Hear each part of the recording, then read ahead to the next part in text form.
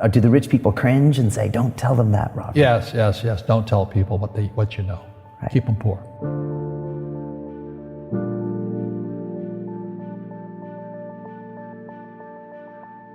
The moment I pay you, you think like an employee. The moment you accept the paycheck, your brain goes dead. That's the trap. Entrepreneurs work for free. As long as you're hungry, you'll think. The school system was designed to teach you to be an employee or a doctor or a lawyer, a specialist, but never about money. The poor will always be amongst us because it starts up here. It's in their words, and the words become flesh. But when they say, I can't afford it or I can't do that, they go down. They become what they say. And I meet so many people, I can't afford it. You think I'm made of money? My PhD dad, he says, what do you think I am, made of money? I can't afford that.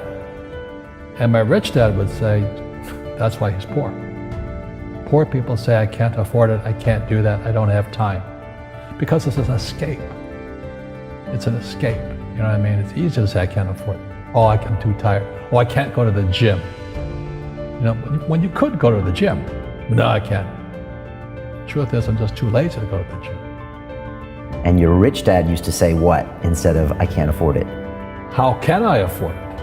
How can I do that?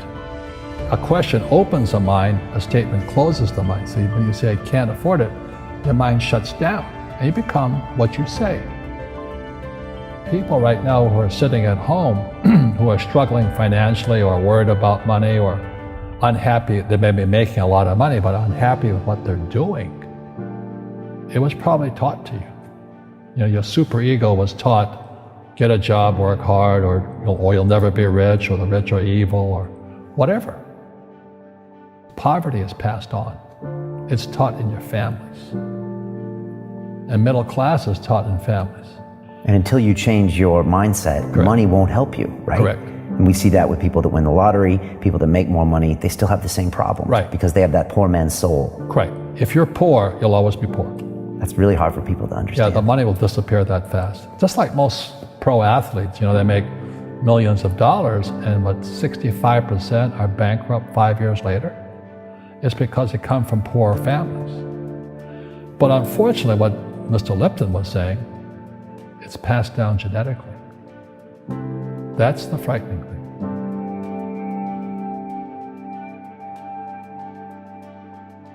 If you don't want to learn it, I can't help you. I have bad luck too. I've had financial crashes. I've had people stab me in the back, but they're all good because I grow from it. And that's spirituality.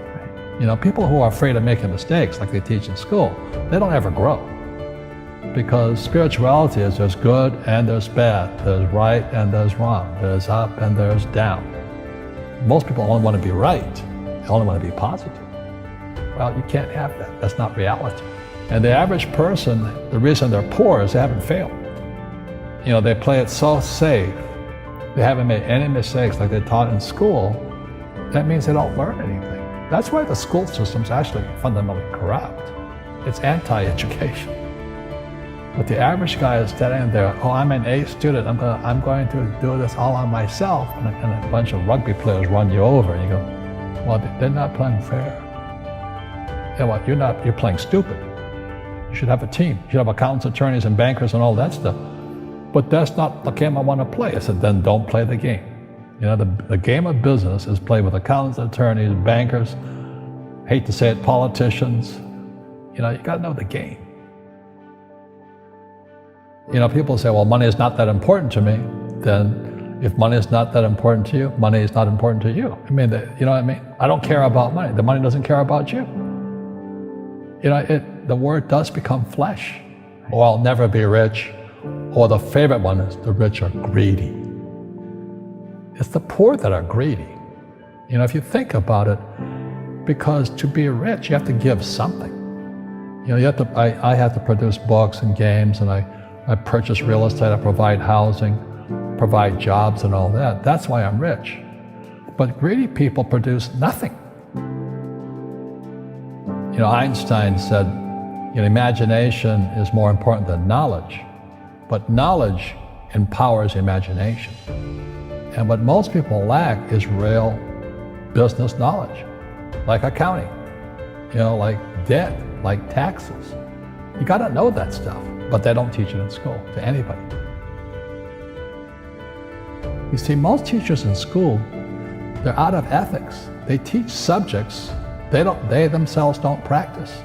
Because I understood what a fake teacher is. A fake teacher is somebody who just wants a job and they'll teach anything. They teach how to shine shoes if you pay them more money. But they really don't know what they're teaching. In life, one of the things I suggest to people, you gotta find a real teacher versus a fake teacher. And a fake teacher is somebody who doesn't do what they teach. And a real teacher is doing what they teach every day. Our school systems are making our students weaker. So in school, they have these things called now trigger effects. So you can't, as a teacher, you can't say anything that might upset the student. They don't want anything that might jar their point of view. You see people say, well, why don't you give the poor money? So the only problem with that is it just creates more poor people. Give a man a fish, he fishes for the day, or eats for the day. Yeah, you give a man a fish, you get a lot of people who want more fish, But you teach them to fish. We become creatures of our own habits. And until we break the habit, we don't change. Our schools don't teach that. Our schools teach almost the exact opposite of that. And the average person, the reason they're poor is they haven't failed. They play it so safe. They haven't made any mistakes like they taught in school. That means they don't learn anything. That's why the school system's actually fundamentally corrupt. It's anti-education. So what I say to young people is you find your game. So my game financially is business, number one. Second is real estate. And that's why I pay no taxes. That's why Trump pays no taxes. Legally, it is a combination of business and real estate that gives us an unfair advantage over employees because they don't know what to do. And a lot of people would rather sit in the stands than be in the game. One of the greatest ways to acquire great wealth is playing Monopoly in real life. 4 greenhouses, 1 red hotel. But is that all there is? That's it. Robert, if I could give you some kind of a magic phone and you could make a call to the 20-year-old Robert Kiyosaki and give that young man a bit of advice, what would you tell him? I would just say keep going. Just do what you have to do. Just live it to the fullest, which I did. Nothing I ever did made sense. Could you imagine quitting a $120,000 a year job for $200 a month to go fight in Vietnam and almost die? It didn't make sense, but it was the best decision I made at that time. And I think what most people do is they let their parents or their friends talk them out of life. So afraid of failing. But failing is how we succeed. You look at guys like Edison and all that. They failed like 1,014 times before he invented the light bulb. Our schools punish you for making mistakes. And that's why we have so many people who are so afraid of admitting they make mistakes or afraid of failing.